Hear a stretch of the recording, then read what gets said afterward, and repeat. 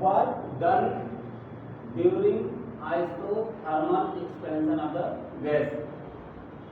यदि कोई gas isothermally expand कर रही है, उस दौरान गैस द्वारा कितना काम किया जाएगा, इस चीज का डेरिवेशन हम लोग कैलकुलेट करेंगे। Work done during isothermal expansion of A gas. Suppose करो ये आपका पिस्टन लगा हुआ है, मूवेबल पिस्टन है, और इस मूवेबल पिस्टन में ये आपकी गैस इस चैम्बर के अंदर भरी हुई है, और यहाँ पे इस गैस में इसका initial pressure P1, volume V1 और टेम्परेचर T1।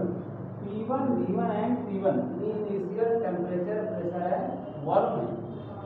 यदि गैस आपका पिस्टन से यहाँ पे एक्सपेंड करती है, अगर यहाँ पे वेट पे कम करता हूँ और गैस यदि एक्सपेंड करती है, तो गैस एक्सपेंड होकर के यहाँ नए वॉल्यूम पे आ जाएगी, और नए वॉल्यूम में यहाँ पे प्रेशर आपका P2, वॉल्यूम V2 और टेम्परेचर T2 हो जाएगा।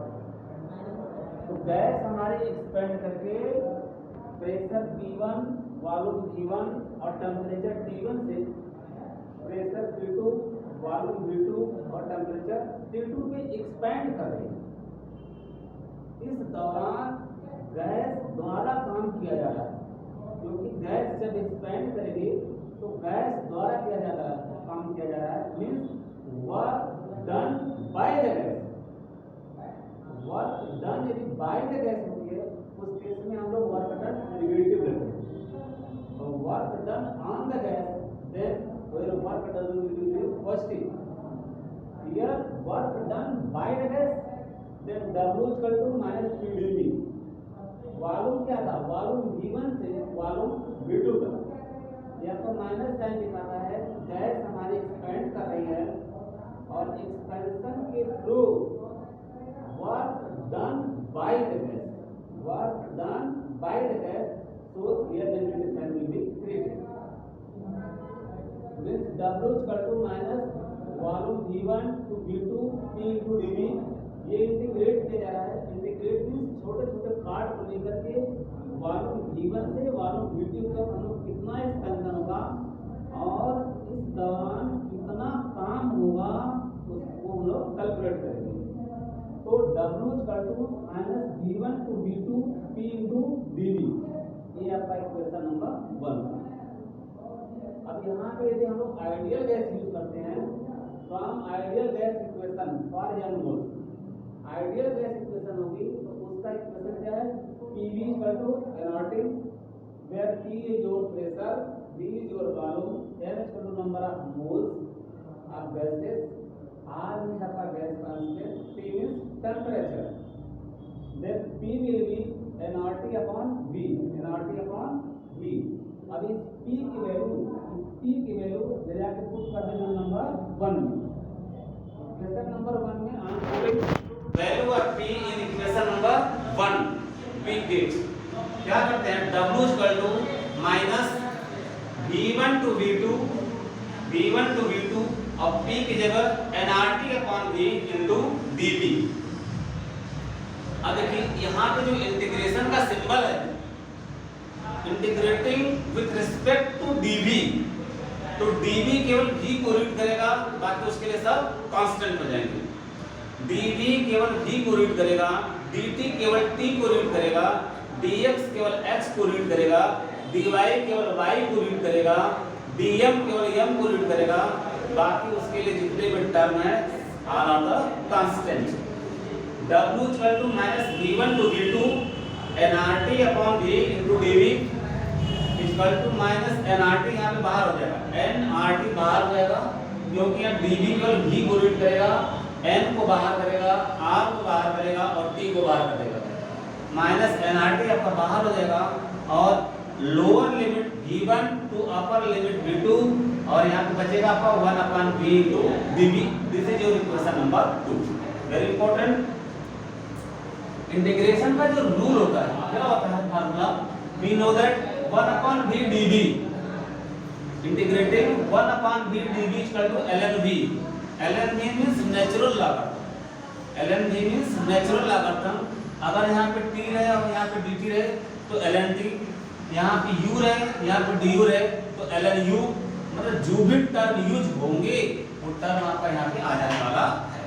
अगर यहाँ पे हम लोग z यूज करते हैं 1/z dz तो जो ln z हो जाएगा, ln आपका z हो जाएगा। ये आपका मैथमेटिकल फार्मूला है इंटीग्रेशन का। अब यहाँ पे पुनः हम लोग आते हैं, इक्वेशन हमारा क्या निकला है, w = -nRT v1 to v2 1/v into dv। अब यहाँ पे देखिए where v1 and v2 are the initial and final volume of the gas। Initial state आपका v1 था और फाइनल स्टेट आपका v2 हुआ during expansion of the gas, जब गैस आपकी एक्सपेंड थी उस दौरान।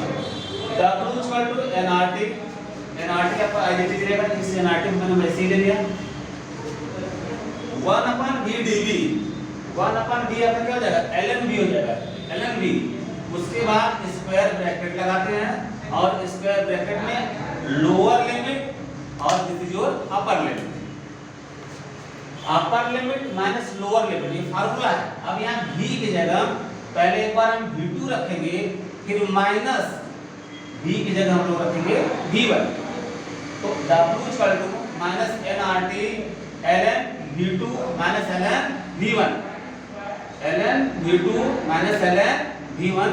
और इस केस में हमारा फार्मूला क्या होगा, log m minus log n = log m/n, क्योंकि where ln = natural logarithm, log के कुछ फार्मूले होते हैं जैसे log m into n = log m plus log n, log ln m/n = ln m minus ln n, and ln m की power n = n log m, where ln is your natural logarithm, ln is your natural logarithm। और जब natural logarithm में 2.303 से multiply कर देते हैं तो mathematical logarithm में वो कन्वर्ट हो जाता है। और जब तक हम लोग उसको मैथमेटिकल लॉगरिथम में कन्वर्ट नहीं करेंगे तब तक न्यूमेरिकल प्रॉब्लम आपका सॉल्व होने वाला नहीं। उस केस में क्या होगा, w = -nRT ln v2 ln v1 means log m minus log n log m/n, ये का फार्मूला हुआ। Means w = -nRT ln v2/v1, तो ln पे आपका न्यूमेरिकल प्रॉब्लम नहीं लगेगा, किस पे लगेगा, log पे लगेगा, ये log पे। और log का बेस हमेशा 10 होता है और नेचुरल लॉगरिथम को जब भी मैथमेटिकल लॉगरिथम में कन्वर्ट करते हैं तो 2.303 से मल्टीप्लाई कर देते हैं। On converting natural logarithm to mathematical logarithm we get, और यहाँ पे w = -2.303, ये डायरेक्ट वैल्यू आपकी आ गई है, w = -2.303 nRT log v2/v1, where v2 is your final volume and v1 is your initial volume। और इस केस में हम लोग इसके अलग पिक्चर को देख करके अलग फॉर्मूला लिख सकते हैं। फार्मूला हमारा निकला w = -2.303 nRT log v2/v1। अब हमको एक इक्वेशन मालूम क्या, p1/v1 =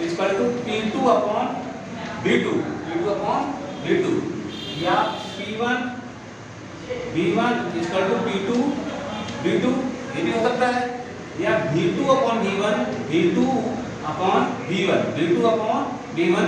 हो जाएगा p1/p2। Very important formula, means v2/v1 = p1/p2। अब ये वैल्यू ले जाकर के equation number 3, this is your equation number 3, equation number 3 में पुट कर देते हैं। तो w -2.303 nRT log v2/v1 is directly proportional to p1/p2, means p1/p2। very important, this is the integrated rate equation of the isothermal expansion of the ideal gas equation, means w = -2.303 nRT log V2 upon V1 or W is equal to -2.303 nRT log P1 upon P2, where P1 is your initial pressure and P2 is your final pressure. Thank you very much.